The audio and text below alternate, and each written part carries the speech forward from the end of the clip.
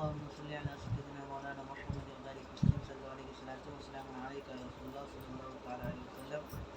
قابل صدر احترام حضرت سجاد نشی علامہ دین صوفیہ ان صدر صالحین مقال نکاح حضرت محترم سامعین بعثت خواتین، اللہ تعالیٰ کا لاکھ لاکھ شکر اور رسول اکرم صلی اللہ علیہ وسلم کا توفیق اور پیران اعظم کا صدقہ ہے. آج میں آپ کے روبرو اس سمرے کے حوالے سے آپ کی خدمت میں کچھ عرض کرنے کی اہمیت اپنے اندر پا رہا ہوں. اللہ پاک مجھ کو توفیق مسلسل عطا فرمائے. حضرات، اسلام ہمارا مذہب ہے. اسلام کی معنی سر جھکانا اور تسلیم کرنا ہے. تسلیم کرنے کو بندگی بھی کہا جاتا ہے. زندگی بندگی تا بندگی، زندگی بے بندگی شرمندگی. اور اسلام میں عبادت یعنی بندگی کے کئی طریقے ہیں. مال سے، بھوک پیاس سے، خیر خیرات سے، سب سے بندگی ہوتی ہے. ان سب میں بند کی بندگی سچی عبادت کو برا مقام حاصل ہے. شان بندگی کا اہم طریقہ اور عمل کا نام نماز ہے. پیران طریقت قادریہ، چشتیہ، نقشبندیہ، سہروردی یہ نے اپنے اقوال میں قرآن مجید اور حدیث شریف کے حوالے سے لکھا ہے کہ نماز ایسی عبادت ہے جس کا حکم قرآن مجید میں سب سے زیادہ آیا ہے، اور حدیث پاک میں حضور پرنور صلی اللہ تعالیٰ علیہ وسلم کا ارشاد ہے، نماز میری آنکھوں کی ٹھنڈک ہے. اس لیے نماز اسلام کا دار و مدار ہے. طریقت کا دروازہ اس کے وقت تک نہیں کھلتا جب تک شریعت کا دروازہ نہ کھلے، اور طریقت کے رازوں کو جاننے کا بہترین ذریعہ نماز ہی ہے. اس لیے اسلام میں نماز کی سخت تاکید ہے. جیسے دنیا کے دوسرے کام دل لگا کر پورے کیے جاتے ہیں، ویسے ہی نماز کو بھی پورے جسم کے ساتھ دل لگا کر پڑھنے کا حکم ہے. نماز صرف خیال کا نام نہیں ہے، بلکہ جسم کا اعضاء یعنی حصوں کے ساتھ اللہ تعالیٰ کی بارگاہ میں پاک حالت، پاک لباس اور پاک نیت سے پاک مقام پر ٹھہرنے، جھکنے اور زمین پر سر رکھنے کا نام نماز ہے. اس کو سجدہ کہا جاتا ہے، اور سجدہ مسجد میں کیا جاتا ہے. سجدہ اور مسجد خیال نہیں ہوتا، بلکہ وہاں پاؤں سے چل کر جاتے ہیں اور خدا کے سامنے عبادت کی نیت سے سر جھکاتے ہیں.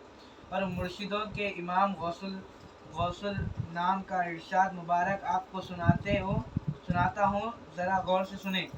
سلطان طریقت فرماتے ہیں، علم چھلکا اور عمل مغز ہے.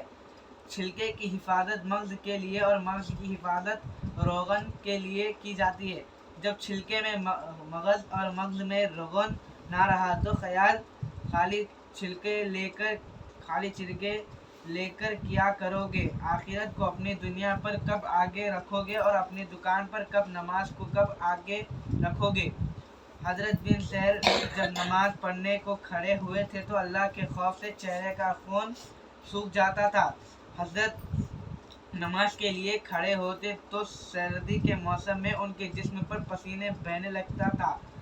شیخ طریقت نے قرآن مجید کے حوالے سے بتایا ہے کہ توبہ کرنے والے، بندگی بجانے والے، اللہ کی تعریف کرنے والے، اور سیر کرنے والے، اور رکوع کرنے والے، سجدہ کرنے والے، یہ سب عبادت کرنے والوں کی نشانیاں ہیں.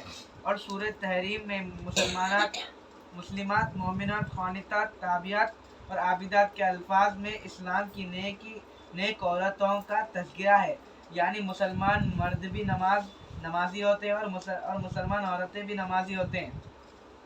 یاد رکھنے کی بات یہ ہے کہ پیران طریقت پہلے شریعت کے حکموں کے بندے ہوتے ہیں، پھر طریقت، حقیقت، معرفت کی طرف سفر کرتے ہیں. جیسے کہ پیران پیر کے بارے میں تاریخ اور تذکرہ کی 1000 کتابوں میں لکھا ہے کہ آپ نے 40 برس تک عشاء کی نماز کے وضو سے فجر کی نماز ادا فرمائی.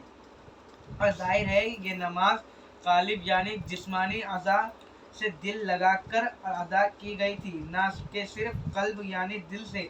حضرات اکرامی، عالم اسلام کے بہت بڑے اہل طریقت حضرت ابو قاسم قریشی نے اپنی کتاب رسالت قریشی میں حضرت محمد بن فضل رحمۃ اللہ علیہ کا قول مبارک لکھا ہے کہ وہ فرماتے ہیں کہ اسلام 4 قسم کے لوگوں سے نکل جاتا ہے، جیسے आदमी नंबर 1 जो अपने इल्म पर अमल नहीं करता और नंबर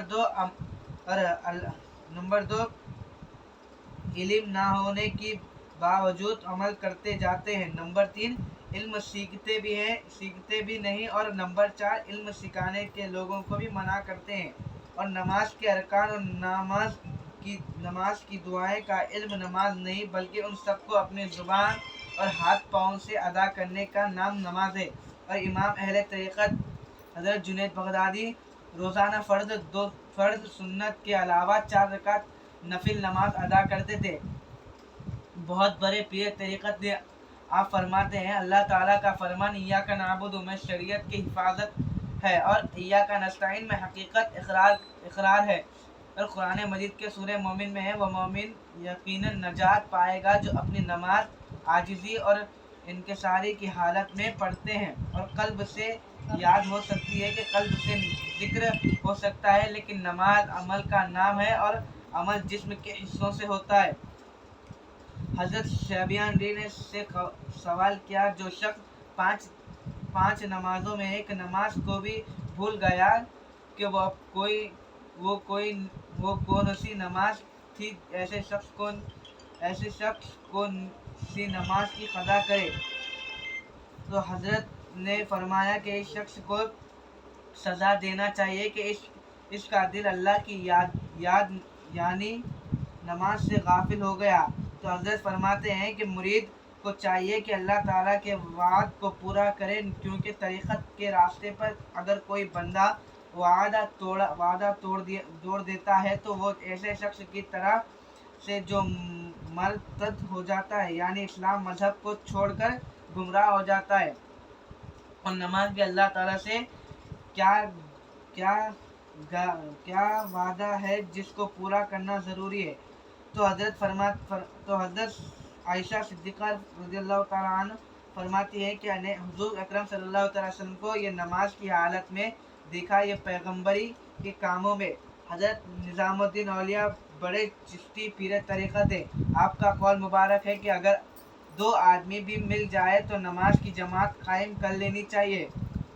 फिर अपनी मजलिसों में बार बार नमाज इल्म की ताकीद व तकरीर फरमाया करते थे। तो जब सलक मुरीद मारिफत के मर्तबा को पहचान जाता है तो नमाज की फर्जियत इस पर से ख़त्म हो जाती है और वो हर वक्त रूहानी तौर पर नमाज से मसरूफ़ रहता है। तारिक मशाइख चिश्त नामी किताब के पर लिखा है कि ऐसे ख्याल करना सरासर गुमराही है। तो हज़रत शाह करीमुल्लाह रहमतुल्लाह अलैह अपने खलीफा को लिखते हैं कि आप अपना ज़ाहिर शरीयत से रास्ता लिखें और बातिन को इश्क मौला से सजाएं। जिस तरह दुल्हन को संवारती है, इसी तरह पीर तरीक़त अपने मुरीदों को संवारता है। नमाज श्रृंगार का बेहतरीन ज़रिया है। कुरान मजीद, हदीस और बुजुर्गान इकराम के अक़वाल से नमाज की अहमियत वाइज होगी। क्या फजीलत